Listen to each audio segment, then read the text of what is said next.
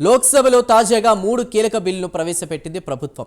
తీవ్రమైన అభియోగాల నేపథ్యంలో అరెస్ట్ అయ్యి 30 రోజుల పాటు నిర్బంధంలో ఉంటే సదరు నేతలను పదవుల నుంచి తొలగించే బిల్లు కూడా ఇందులో ఉంది. ఈ సందర్భంగా ప్రతిపక్షాల నుంచి పెద్ద ఎత్తున నిరసన వ్యక్తమైంది. సదరు బిల్లు సమాఖ్యవాదానికి వ్యతిరేకమని ప్రతిపక్షాలు ఆరోపించాయి. అయితే ఈ ఆరోపణలను కేంద్ర హోంమంత్రి అమిత్ షా తోసిపుచ్చారు.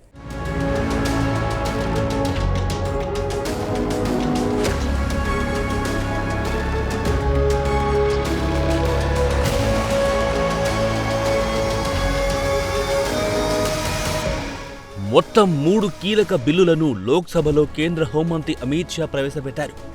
ఇందులో రాజకీయ నేతలను పదవుల నుంచి ఉద్వాసన పలికే బిల్లు అత్యంత కీలకమైనది. రాజకీయ నాయకులపై తీవ్రమైన ఆరోపణలు కొత్త కాదు, అలాగే రాజకీయ నాయకులు అరెస్టు కావడం కూడా కొత్త కాదు. అయితే ఇకపై వీటికి సరికొత్త బిల్లు చెక్ పెట్టనుంది. తాజాగా ప్రవేశపెట్టిన బిల్లు రాజకీయ నాయకులను ఇంటికి పంపుతుంది. తీవ్రమైన నేరాల ఆరోపణలతో ఎవరైనా రాజకీయ నాయకుడు అరెస్ట్ అయి 30 రోజుల పాటు నిర్బంధంలో ఉంటే ఇక పదవులపై ఆశ వదులుకోవాల్సిందే. అంతే, కుర్చీలు దిగి ఇంటికి వెళ్లాల్సిందే. ప్రధాని, ముఖ్యమంత్రి సహా అందరూ మంత్రులకు ఈ నిబంధన వర్తిస్తుంది.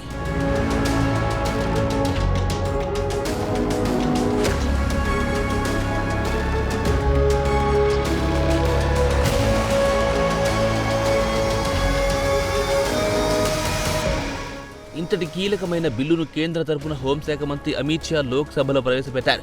దీంతో సదరు బిల్లును లోక్సభలో ప్రతిపక్షాలు తీవ్రంగా వ్యతిరేకించాయి. విపక్షాల నుంచి పెద్ద ఎత్తున నిరసన వ్యక్తమైంది. సదరు బిల్లు రాజ్యాంగంలో పేర్కొన్న సమాఖ్య స్ఫూర్తికి పూర్తిగా విరుద్ధమని ప్రతిపక్షాలు అభ్యంతరం వ్యక్తం చేశాయి. కొంతమంది విపక్ష ఎంపీలు బిల్లు ప్రతులను చించివేశారు. అంతేకాదు వెల్లోకి దూసుకెళ్లి పెద్ద పెట్టుల నినాదాలు కూడా చేశారు.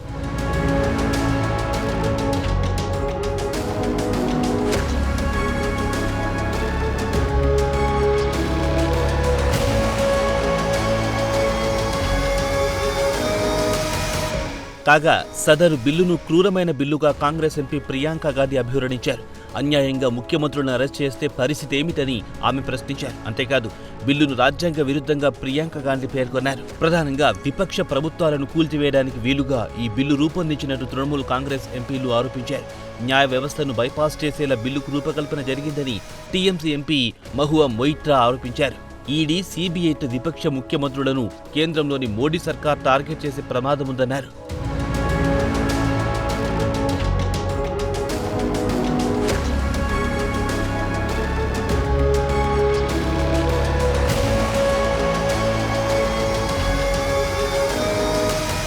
సభలో తీవ్ర వాగ్వాదం జరుగుతున్న సమయంలో కాంగ్రెస్ సభ్యుడు కేసీ వేణుగోపాల్ ఒక ఆసక్తికరమైన అంశాన్ని ప్రస్తావించారు. గుజరాత్ హోంమంత్రిగా అమిత్ షా ఉన్నప్పుడు ఆయన అరెస్ట్ అయ్యారని వేణుగోపాల్ గుర్తు చేశారు.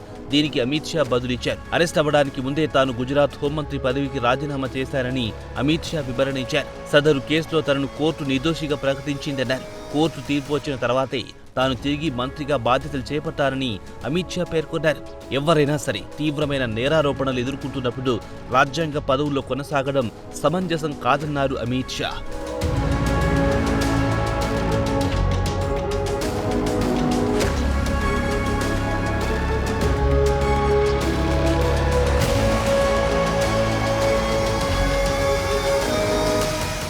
లోక్సభలో ప్రవేశపెట్టిన బిల్లు ప్రకారం తీవ్రమైన నేరారోపణల నేపథ్యంలో వరుసగా 30 రోజుల పాటు నిర్బంధంలో ఉంటే ప్రధానిని కూడా ఉద్వాసన పలకొచ్చు.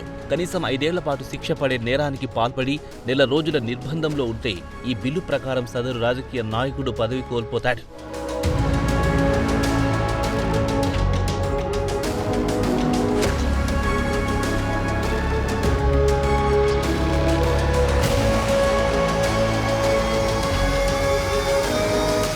అయితే సదరు బిల్లును కాంగ్రెస్ సభ్యులు వ్యతిరేకిస్తే ఆ పార్టీ సభ్యుడైన శశి థరూర్ అందుకు భిన్నమైన వైఖరి అవలంబించారు.